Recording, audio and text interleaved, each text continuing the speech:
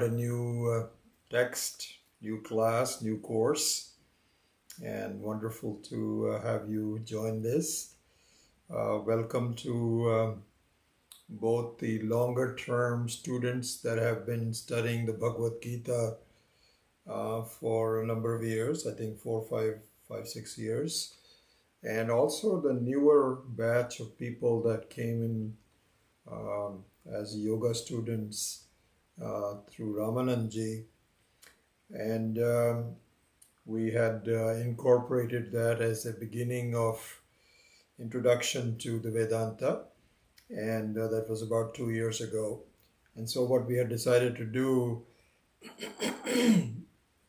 was to alternate one chapter of the Gita with a systematic introduction to the various stages of Vedanta for the newer students. So after we did a introduction on Tattva Bodha, we did not take that text formally, but we had conducted some classes based on Tattva Bodha. And then we shifted over to the seventh chapter of the Bhagavad Gita. And then after that, we went to a higher level of introduction on the Vedanta to Drigdrishya Viveka, which we did last year. And then we shifted back according to plan to the 8th chapter of the Bhagavad Gita. So we just concluded that in the last class. And now we thought we would go to a yet higher level, if you may. Level in the sense that each one of the succeeding courses that we have will give you a more detail, more depth of the understanding. Very much like any other discipline of study, like in medicine and law or engineering. If you go to medicine, for instance, then you would be given an introduction to Biology 101. What are the elements of biology? Then perhaps you might go to the anatomy of the human being. And from there, you will start to get into more detail on the various parts of the anatomy of the human being, heart and lungs and kidneys and so on and so forth. And then perhaps as you progress, you will begin to see the interrelationships between the various aspects of the human being. And then you begin to get an overall view of the health of the humans, and also become specialized in case there are some problems. So the study of Vedanta is very similar to that. It's really, it's only our own wrong understanding that somehow we can understand the basic knowledge of how to be happy in our life by just reading a couple of books and so on and so forth. And it might help you, but it doesn't really. It's not that. It's not that simple. We don't really, in fact, especially in these days, the systematic way of understanding where the problems are and how to resolve them and how to gain moksha in life, a complete freedom from problems, is not generally available. And we're very happy that the textbooks that reveal this in a very systematic way are all very available, even though we have lost a lot of the detail, but there is enough detail left that really gives us a complete picture of that. So now I think that if we look at the basic elements of what each one of us is looking for, so there are three aspects of that which the Vedas address. So one is all about myself as a human being, in terms of how do I understand my own aspects better so I can be happier, my own future, a little bit um about the next life, and so on. So this is one aspect. The other aspect is the world around me, how best to interact with it, what is my relationship, what are my responsibilities, what are not my responsibilities, and what I should just leave for others. And especially the third aspect, which is the very creator, which is there a creator of the world? Is there a creator of myself? I know my mother and father are the creators of my body, but is there some larger picture that gives us to how all of us are created? So, so it is the me, the world, and God all intertwined that needs to be understood. So, unlike the medical science, this is the larger science that we have to study. And happily, it is all available. It is not lost, even though some of the details are lost, but that's minuscule compared to what is available. And we should understand that this whole science of religion and spirituality is well preserved in India. This is not man-made. This is really comes down from Ishvara himself. And as we just studied in the Brahma Sutra class, that it appears to be created, but it's not. It is simply a manifestation. And so it's all there, and it's infallible in that sense because it is not man-made, not human-made. It is made by God Himself, and so that's all available for us. So, that being the case, I thought we would now take up a complete study of one single Upanishad. One of our students, Vivian Curry, wrote to me recently that she's looking forward to getting a complete understanding of one Upanishad. And she has studied some portions of here and there. So that would be good to do. So before I describe the Kaivalya Upanishad in particular, I thought I'll give you a summary of the types of literature that is available and how it all fits in. So here goes. So the Vedic literature is vast, comprehensive, and consistent. So this should be understood. This should be appreciated. So, unlike some of the other religious thoughts, it's not just that we have one book that one needs to study. If it comes to that, then the Bhagavad Gita is perhaps the closest thing that you can think about. But really speaking, our literature that allows us to understand what's going on in our life is vast, many faceted, many layered, very comprehensive, and yet it is very consistent. And the consistency comes in as the single most important point in our life is that we are seeking Ishvara. We are seeking God. We may not say it, we may not even understand it, but that is really what we are doing. And in some way we are knocking around, not really focused on what we need to do. And so the single point of consistency in the entire vast set of literature is the discovery of Ishvara in our life. And discovery of Ishvara is something which is really very close to me, as we've been studying in the Kena Upanishad on Tuesday night. I didn't realize that.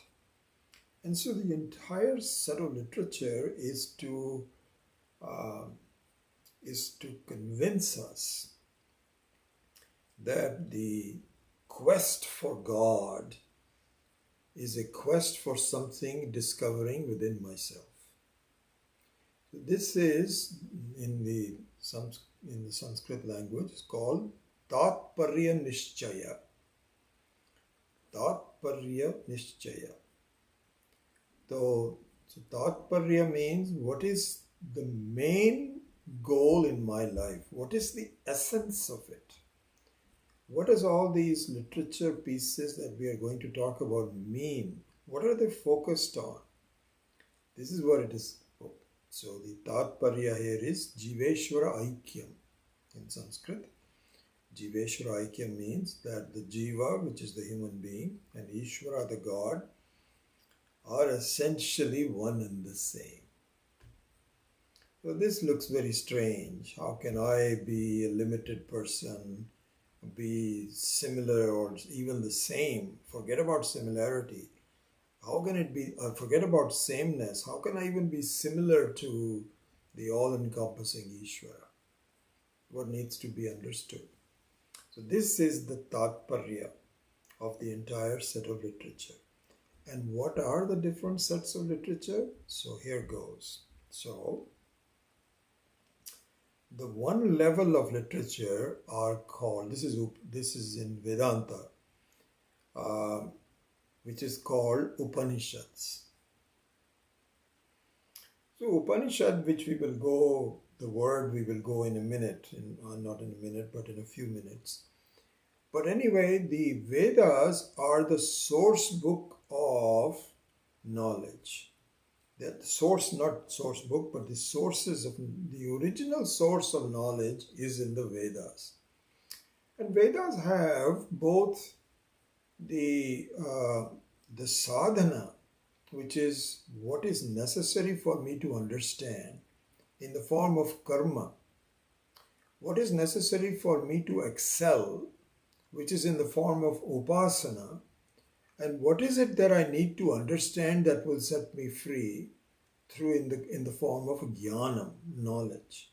So it has karma, which is actions in my life necessary for me to improve myself, upasana, which is to accelerate my progress as a person who needs to understand, and finally the understanding, which is jnana. All three of them are in the Vedas. The portion of the Vedas which is devoted to the last one, which is jnanam, because there is a preparation involved. Step 1, step 2, step 3. The last one is the study of the truth is given in the Upanishads. So this is what is called Vedanta. So Vedasya Antaha. Vedasya Antaha means the not the physical end of the Vedas, but the essence of the Veda.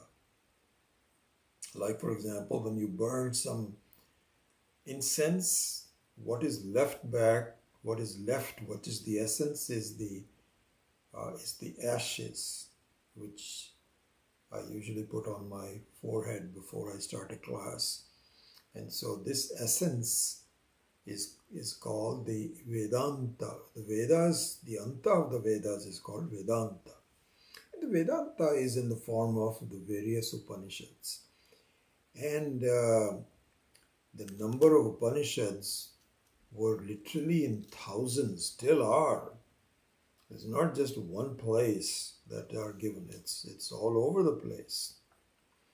And out of which, because of the impossibility of knowing it all, there is some kind of a priority given, and we'll go that in a few minutes. But what is now generally available and studied by people who are dedicated to do so are 108 Upanishads. 108. 108 is a very sacred number, and so people have glommed on to having 108 Upanishads. So let me show you. Several years back, I was going through some shopping at the bookstore in New Delhi, and I found this 3-volume set, which is a remarkable set. This has been with me now for, I don't know, 20 years or so. And I bought this from Chowkhamba in New Delhi. What this has is all 108 Upanishads.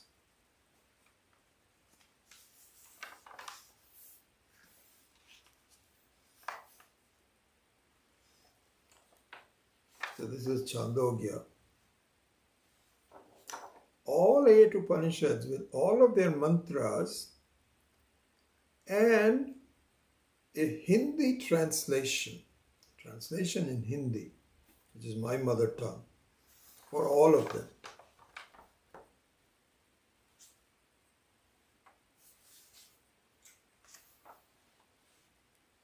So this has Chandogya and Brihadaranyaka.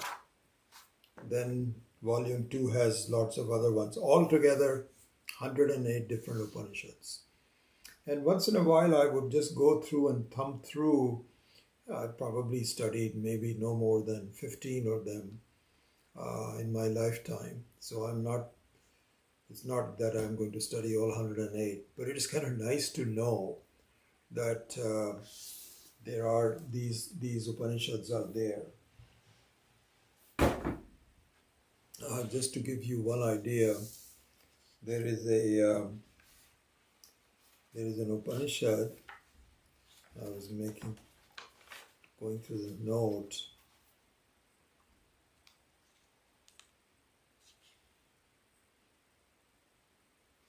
So there's an Upanishad called Kali Santataropanishad.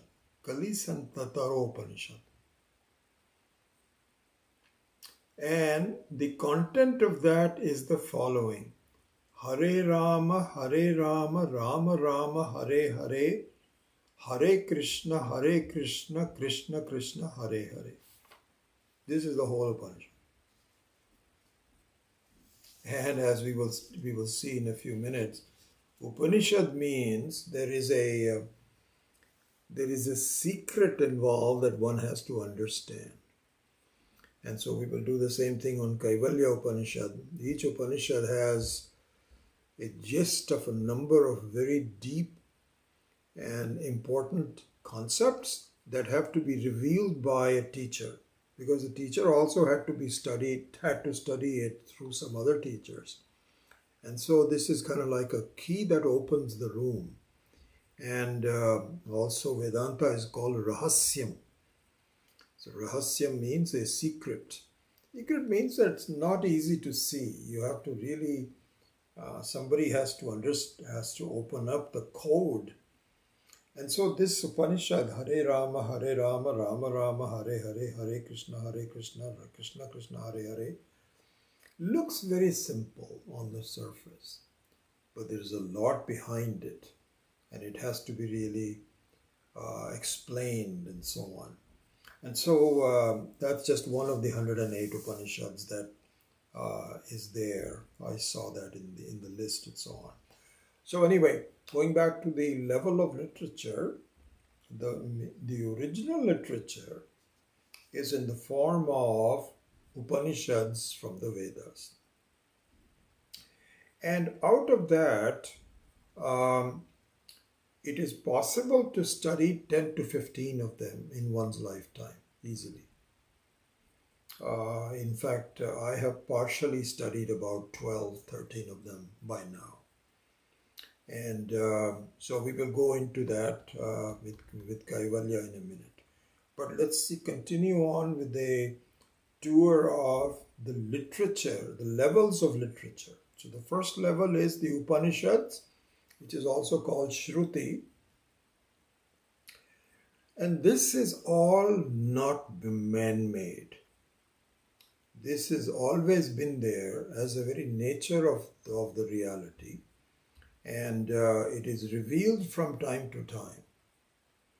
I briefly mentioned that in the earlier class today, and this example was given very nicely by Swami Viditatmananda ji. And I think once I saw that, it really became very clear to me that. So what he said was that in some way the Vedas are like an ever-present signal that is invisible to us unless it is revealed. The example Swamiji gave, Swami Viditatmananda gave, was excellent. He says, no, if you look at a major metropolitan area, except for some very remote places, even remote places have some signals from, like the short wavelength, you can hear it anywhere. But certainly in a metropolitan area like San Francisco, San Jose area, must be 10,000 different signals that are present in our space, but not visible to us, not intelligible to us, except for if we have the right equipment, we can now reveal it. So if you have a radio that has a tuner and it can capture the frequency and convert that into sound, you can now tune in to AM and FM radios. Or if you have a television station, a television set that can reveal the video, you can now just so many channels of video. So what does it mean? It means that the first level of the literature, which is Upanishads, is always there it's not created. It is always there as a very nature of Ishvara in the world. Always. Never really goes away. What happens is that the tuning mechanism, which is human beings with some very fine minds, can reveal it. And those revelations are passed on from teacher to student to teacher to student. And then the truth of it becomes visible to each one of us. So in that sense now, the rest of the literature, the rest of the layers of literature becomes available. So the Vedas are always there. Then comes the next level, which is called Smriti. The first one is called Shruti and the second one is Smriti. The Smritis are the ones that are man-made. So in our era, Vyasacharya, Vyasacharya, whose Jayanti we celebrated a couple of weeks ago, that Vyasacharya was the author of a number of Smritis, including Mahabharata. And so that becomes the Smriti. So therefore, Bhagavad Gita now is really on the basis of the Upanishads, but man-made.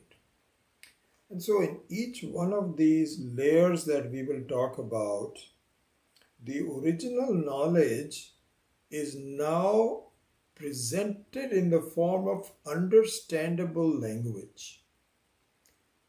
So the Upanishads themselves are very terse and difficult to code, but possible. Difficult but not impossible. So then it becomes easier. So in the case of Bhagavad Gita or others or Smritis, Manu Smriti, and so on, it gets slightly easier. They're more formful, more understandable, more story-like. So that is the next level. Then the third level is called Purana. So there are 18 of them, and the most famous of them is the Sri Bhagavatam, which does the same thing as the Smriti but even easier. So now they give in the form of stories that are even more understandable. So for example, one story that Swami Tattvavedananda ji has taken a number ago, this is called about a story of an elephant. And the story is that the elephant was such a huge animal, one of the strongest, biggest animals in the world, and no one can really attack the animal. I was very proud of its strength and his presence and so on. Had gone into on a hot day with his entire family of people, a family of elephants, his wife, his children, and so on, to a nice, cool lake, to cool off and just play and so on and so forth. So this is the elephant. All of a sudden, the leg of the elephant, which is in the water in the lake, was grabbed by a crocodile. And first he tried to free himself from this crocodile. He says, just as I can do that. The crocodile would not let go. And in fact, he just could not. And pretty soon he started sinking. And then he realized, my God, I need help. And so he started to shout to Lord Vishnu, which he had never done before. He had heard, this is just a story from an animal standpoint. He had never really found it necessary to call up Lord Vishnu, except now at the time of his impending death, he called Vishnu and said, I need you. I don't know what I've done. This is the story, and then of course Vishnu comes in and then extracts his, separates them and so on. This is a story which epitomizes what the human being is. Human being is pretty self-sufficient and also proud of itself. I can take care of myself. There's no big problem. I have to study. I have to take care of some health. I'll be okay. I don't need to do anything. I don't need any help, external help. I don't need to pray. Except when you have some serious problem. And so the Purana takes out an elephant as an example because the elephant has a big ego. This is what is well known in the animal kingdom, that it is very big, it has a lot of pride to itself, but it's also very stubborn, has a big ego compared to some of the other. This is what our stories tell, just like a human being. So the human being has this ahankara, this is me. I may have some problems and so on, but I think I'm okay. I'm all right. I'll take care of myself. And you don't really see how vulnerable you are, how much help you really need, how much help you are already getting, and you're not, the fact that your heart is beating and your blood is flowing and so on, you feel, that's no problem. I can do it. Except when you have a heart problem. Then you realize, oh my God. And so this is exactly the story of the Puranas. So the Puranas are full of stories like this to drive home the point on how to to depend on Ishvara and how you must do prayers and lessons from it and so on. So this is another level of literature that we have. Then the fourth level of literature we have is Itihasa. Itihasa means spiritual history. So here then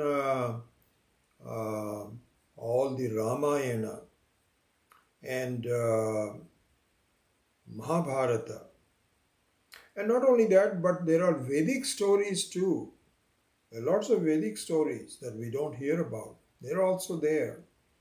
And they all talked about this is what happened. So the word history in Sanskrit is called Itihasa.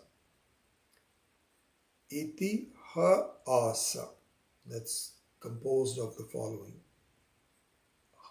Asa means this is what it was. Ha means indeed. And iti means this way. This is how it was. This is how it happened. Is called Itihasa. And the Itihasa also has the same Tatparya Nishchaya as the Upanishads, as the Smriti. And so the story of Rama and Sita and Krishna and Vasudeva and all of those is in the end, and so the teaching of the Bhagavad Gita and so on, all has the same Tatparya as the Upanishads. This is why the entire set of literature that we are describing is all consistent. It is not only vast, but it all comes down to the same essence. This needs to be appreciated. Then going to the next one is the Brahma Sutra, which we are studying in as a class in the morning on Saturday morning. So the Brahma Sutra is an analytical text that analyzes the vastness of the literature and clearly establishes the consistency amongst them and the essence of them. And so this is an analytical approach of looking at statements that may sound disparate and therefore unconnected. No. If you look deeper into it, they all have the same Tatparya and they're very consistent. And also it's an analysis of resolution from various opposing viewpoints. Some people might say that, Upanishad talks about next life, not this life. Or that the Antaryami inside ourselves, the one who, that's a good example. So, it's the feeling that I am responsible for myself. No one else is. I have to take care of myself. This is me. So this sense of the inner me, who is that inner me? Is it a jiva or is it an expression of Ishvara? These are the two viewpoints. And the Brahma Sutra resolves it like a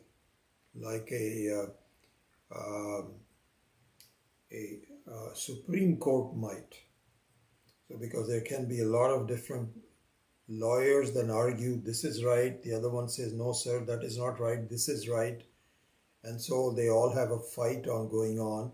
And finally the best minds available in the land can resolve what is the essence of it.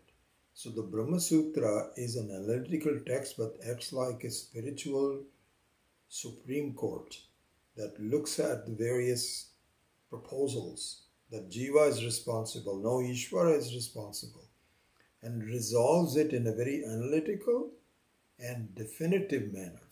So this is another set of literature. You see the vastness of it. Then we have Bhashya literature from Adi Shankara. where each of the Upanishads is analyzed, and the importance of the cryptic, secretive looking passages is revealed. So this is kind of like the key that opens up.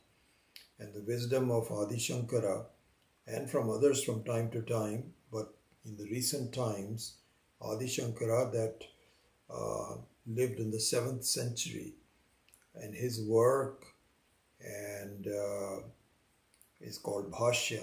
So that Bhashya literature is very well recognized, but along with that are also other commentaries, not just Bhashya.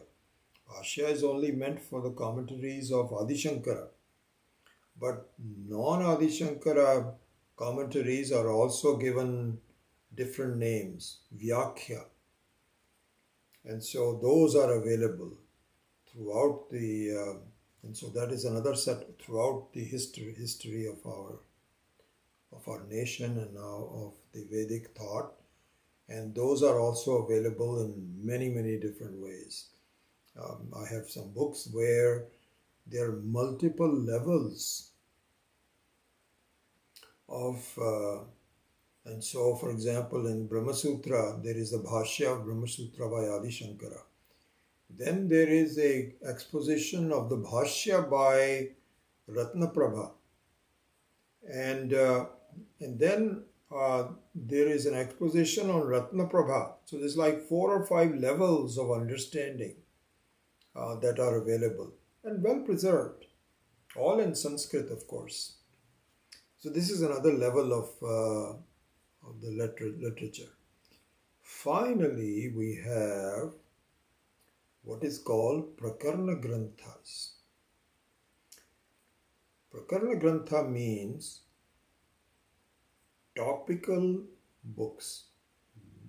Books on Vedanta that are devoted to specific topics.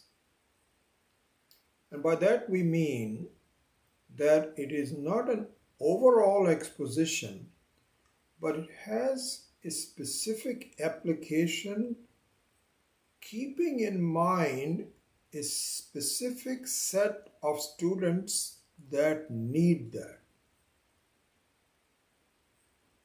So for instance, one of the examples of that is the one we did, which is Drikdrishya Viveka. Drikdrishya Viveka, along with so many of Prakarana Granthas, Vedanta Sara, Tattva Bodha, Naishkarmya Siddhi, Viveka Chudamani, all of these are called Prakarana Granthas. So we did Drikdrishya Viveka. So what Drikdrishya Viveka was a specific look at the truth revealed by Upanishads in limited number of verses, keeping in mind just one thought, which is, let us start with distinguishing the unchanging me apart from the changing me. So the Drik is, as you know, those of you that studied that, the Drik is the one which is Chit Swarupa, which does not change, which is the consciousness, Atma, and the Anatma, which is my body, mind, and physiological constructs, all keep on changing. And I'm mixing them together, but I need to sort of see the elements that are separate from each other. This is the way of looking at the entire Vedanta. Beautiful way. Because as we studied, you don't start with an understanding of Ishvara. You start an understanding about yourself. And eventually, then Ishvara and the Jiva, they all come together. That your understanding and your understanding of yourself and that of Ishvara are very similar. So this was the topic that was presented for people that did not study all of aspects of it, but a good view specific view in, forget what, about 30 verses or so, 35, 36 verses. That was called Drik Drishya Viveka, and that was one particular Prakarana Grantha. Similarly, there is another Prakarana Grantha called Vedanta Sara, which is much more detailed than Drik Drishya Viveka. And in fact, after Tattva Bodha, which is an introductory text, the next one that we could study would be Vedanta Sara. But we studied Drik Drishya Viveka because, again, I have to make certain decisions. I have to see who is interested in these classes, what is their background, how much time we have. Because we're meeting only once a week, and that also sometimes then I take some time off for doing one thing or the other.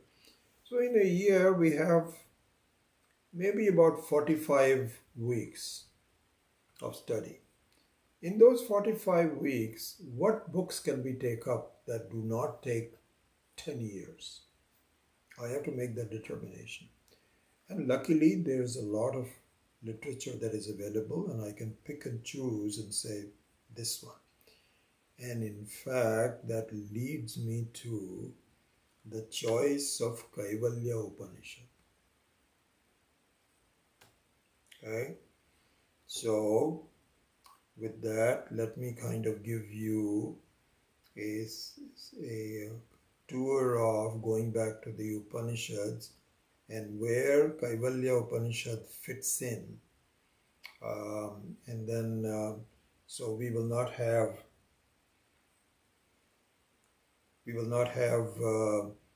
a study of the Kaivalya for another week or so, but let me just give you the introduction to it, how it fits into the whole thing.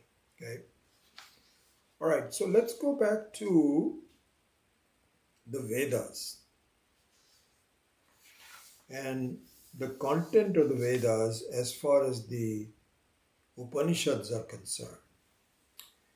So there are 4 Vedas that we should know about. So the 4 Vedas was done by Vyasacharya as a compilation. The whole knowledge is so vast that we cannot grasp all of that in a human life. But Vyasacharya thought that if he could segment them into some specific sections, then you can have families that specialize in any one of them. So this is what is called the study, and this is a vast study that happened in our literature, history of literature. So for example, there are families, generally from Brahmanas families, called Vedis. So Vedis means that they will study one of the Vedas. Then you would have a class of people that would be so scholastically able that they would study 2 sets of Vedas. It's called Dvivedi. In fact, I had a classmate, Narendra Dwivedi, who I went to college with. His last name was Dwivedi. Dwivedi means knowledgeable in 2 Vedas. He himself probably was not, but his forefathers knew 2 sets of Veda. And those would be memorized. All this was oral tradition. And so you would just memorize all the mantras. You may not understand every one of them, but at least you memorize them. Then you had people that had 3 of them called Trivedi. And again, I had a classmate in my college whose name was Trivedi. Then you have Chaturvedi. Chatur means 4. Trivedi means 3. Dvivedi means 2. Vedi means one. Vedi means just general Vedi means generally one. And so these are the four segments of the Vedas that were done by Vyasacharya. And those four segments were Rik, Yajuhu, Sama, and Atharva. So Yajuhu, you can redo this. Rik, Yajuhu, Sama, and Atharva. These are the four Vedas. And each of the Vedas has some Upanishads in them. And out of these Upanishads, the 108 Upanishads that I talked about, there are 10 of them that Adi Shankara wrote bhashyas for. And those are, people say you must, if you have the time and the opportunity, you should study all 10 of these Upanishads. Kaivalya is not one of those 10. The reason that I've chosen this is, I'll come to that in a minute, but anyway, let's just look at the 10 Upanishads that Adi Shankara wrote bhashya for. Doesn't mean that the others are not important, but he had concentrated the bhashyas for 10 of these, and because we can understand the bhashyas, then it is recommended that you start with this. Later on, you can teach any of the other ones, even if the bhashyas were not there, which is what I'm doing in the case of Kaivalya. But here is the list of the four Vedas and the 10 Upanishads strewn across these four Vedas. So if you have a paper and pencil, you can write it down, and maybe I can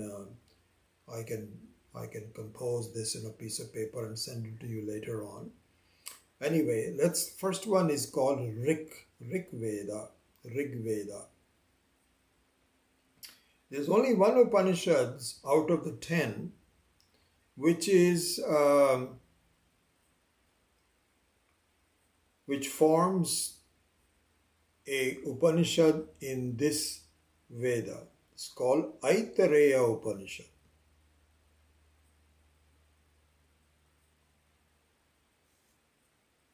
Okay. And on the side, I will just give you the Shantipatha. Shantipatha means the prayer which conforms to the Rig Veda. So if you can make a table of it. Another one you can say is the size of the Upanishad, the number of pages. So the Rig Upanishad has Aitareya. The number of pages is 3. This is number of pages in Sanskrit without any commentary, just the original text. It takes 3 pages to give you the size of it. And the Shantipatha is Vang Me Manasi Pratishtita, which we also know how to chant as we do in the Dasha Mantras of the Brahma Sutra class. So Vang Me Manasi Pratishtha is the Shantipatha. Then we have the Yajurveda. Yajurveda has 2 main segments. One is Shukla Yajurveda and one is Krishna Yajurveda. Shukla means white, Krishna means black. There's no other significance, it's just the 2 names given to them. So Shukla Yajurveda has Ishavasya Upanishad. Ishavasya Upanishad has 1 page only. It's one of the shortest Upanishads. And the Shantipatha of that is Purnamadav Purnamidam Purnat Purnamadachyate. Interestingly enough, the other Upanishad in the Shukla Yajurveda is Brihadaranyaka, which is the longest Upanishad. You have the shortest and the longest, both in Shukla Yajurveda. 50 pages of text. Huge. I think I've studied it once from start to finish just because I wanted to do it. And then I've studied smaller portions of it more frequently. Same Shanti Patha, because the Shanti Patha belongs to the Vedas. So Purnamadav Purnamidam. Then we go to Krishna Yajurveda. And here you have Katho Upanishad, 6 pages. And the Shanti Patha is Sahana Bhavatu Sahanao Bhunattu. Then we have Taittiriya Upanishad is part of the Krishna Yajurveda, 10 pages. And in addition to Sahana Bhavatu, there is Shanno Mitra Sham Varunaha. Shanno Bhavat Varyama is the Shanti Patha for that. Then we switch over to the third Veda, which is Samaveda. And in Samaveda, you have 2 Upanishads out of the 10. One is Kena Upanishad, which we are taking up on the Tuesday night class. Relatively short, 2 pages only. And the Shanti Patha for that is Apyayantu Ama Angani. The second one is Chandogya Upanishad, which along with Brihadaranyaka is also the longest, 50 pages. Of course, same Shanti Patha, Apyayantum Angani. Then final Veda is Atharva Veda. And by the way, the Atharva Veda is also the one where the Kaivalya Upanishad is. But anyway, just look at the 10 Upanishads. One of them is Prashna Upanishad, 5 pages.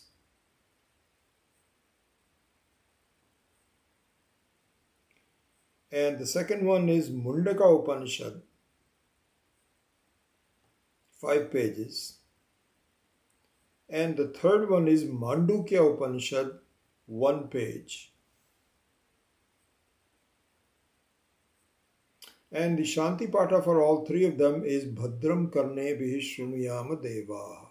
Bhadram Pashyema Akshabhirya Jatraha. That we also know how to chant. So these are the 10 Upanishads that were commented on by Adi Shankara, and therefore they are regarded as must study for them. And so out of these, I'm very happy for myself. I have studied pretty much all of them. And in the Arsha Vidya Center, we have taken Mandukya, Mundaka. We have not taken Prashna. We have taken portions of Chandogya, so not really. Kena, Taittiriya, Katho, portions of Brihadaranyaka, not all of them. Ishavasyam, and we have not taken Aitareya. So in Arsha Vidya Center, we have not done Aitareya, and understandably not Brihadaranyaka and Chandogya, because they are so huge, and also not done Prashna. We might do that one of these days. We'll see. Okay. So now the question is, why did I select Kaivalya Upanishad? So just like I talked about the Drikdrishya Viveka as a choice of Prakarna Grantha, I thought that we will do Kaivalya for the following reason. 2 reasons basically. 3 actually. One of them is that all of our acharyas have taught Kaivalya Upanishad. Swami Dayanandji, Swami Chinmayanandji, Swami Paramarthananda, Swami Viditatmananda, and Swami Tattvavidanandaji. All of them have taken time to do that. So it is important, number 1. Secondly, it is relatively short. So I believe it has 24 verses only. And so that's another reason that we took it, so that it doesn't take too long to finish because of our limited time of meeting once a week only. Third and the last one is that I was very privileged to co-author it with Swami Viditatmanandaji. And so when we went through this retreat in Santa Cruz Mountains in the year 2008, 2000, was it 2005? 2005 rather. I mean, the book came out 2008, but the retreat was in 2005, which is 16 years ago. And it was like 15, 16 sessions over three. What is it? No, not that many. Maybe about, I think we only have 4 days. Anyway, we had some number of, I think 12, 15 sessions. And it was a complete exposition of a Vedantic text by Swami Viditatmananda. And we also recorded it. And at that time, I felt that I had the time to devote to getting this transcribed and made into a book. And so I offered it to the students, and sure enough, many of them said, I'll do it. Each class was like an hour and a half. And so we used a transcription software, and they sent me all of their transcriptions. And over the next year and a half, it took me a time to really meld it together and communicate with Swamiji and also one of his students in Ahmedabad. And we fine-tuned it. And I began to see how much work is involved. Because when you teach a class, you can just say what comes to the mind at that time. When you write it, all the sentences have to flow. It took a long time. And I was not sure that I will ever be able to do it again because I have my own busy life and so on. And I didn't. But I was very happy to see that this methodology was replicated by a lot of Swamiji's students in other books that he has published. He's still come out with some new ones recently. I'll be talking to you about that. And so it became a very definitive work for us. And so I thought that, I think the other thing that we did, the teaching of the Drikdrishya Viveka, I thought was useful for the following reason. We had a class given on the Drikdrishya Viveka verses and the text that was the backing of it. And I've received a number of positive feedback from you. And I also was kind of pleased at how systematically we were able to cover the whole subject matter from the very beginning all the way up to meditation in a single book. And also you have something to fall back on. If you ever wanted to teach a class, you have a text to go back to it. And also this combination of having a live class backed up with a text is something which will be useful to you. And so since we have that as for Kaivalya, that's why I chose the Kaivalya Upanishad as the next level of study, from Tattva Bodha to Drikdrishya Viveka to the first Kaivalya. Where we go from here, we don't know. We'll have to see. But at least this is where we're at. And that was the reason why I chose this. And now you know the whole story. So with that, we will launch into it. I think that even though it is only 11 o'clock and we have the time, I think I'm going to withhold actually getting into the text until next week. Um, so let us pause at this point. And what I would do is, so just a few points about the mailing of the Upanishad books. I believe that we have 41 of you that requested a copy, and we still have some more if you are still interested. If there are some new people that did not get a chance to request for a copy of this, please do so. I can do that. So that's number one. Number two, hopefully by the next few days you should all have received it. All the 41 of you that requested it, you should have received it. If for some reason you did not, please let me know, and we'll wait another week or so. But if it still doesn't come, then we can mail you another copy of it. The third thing is, I'm happy that the way we did it, instead of having a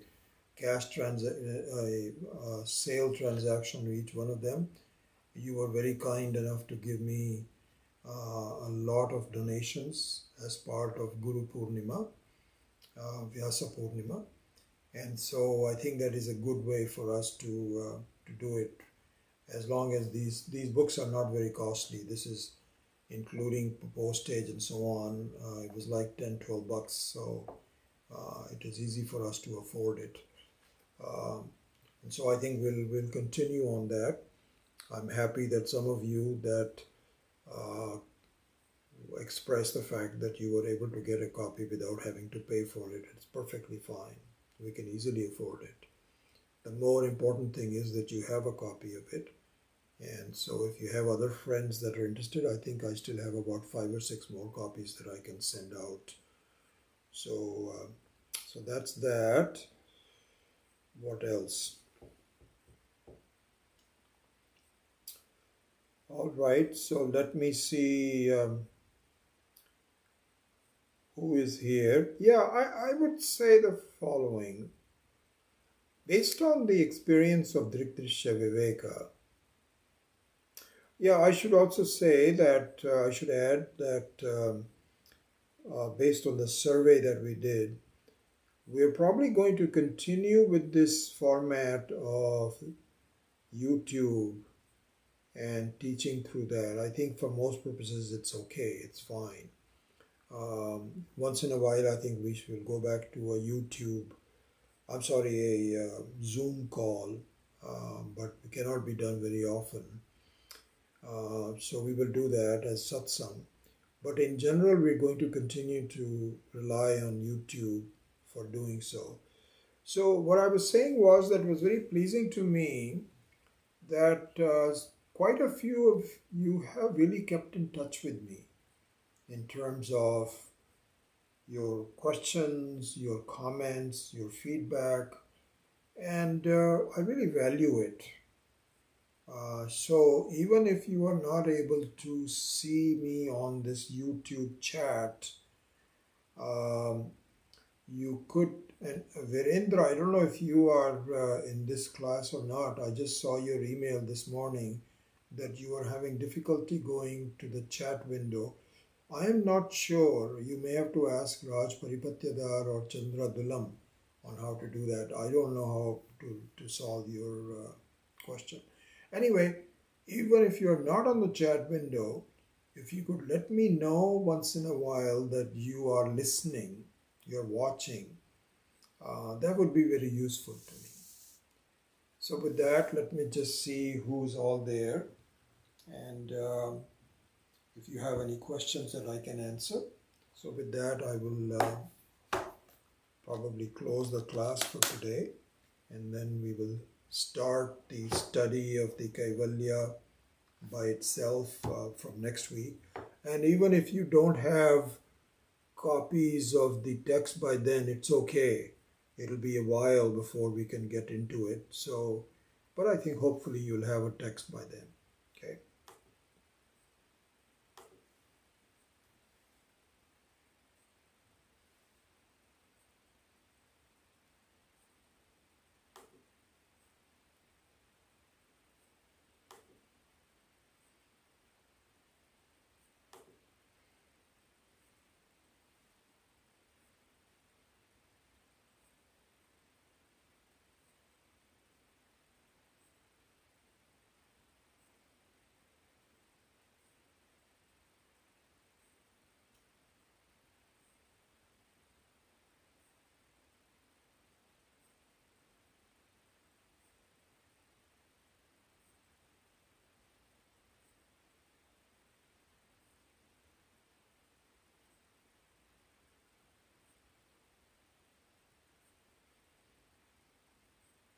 Excellent. Good to see you all.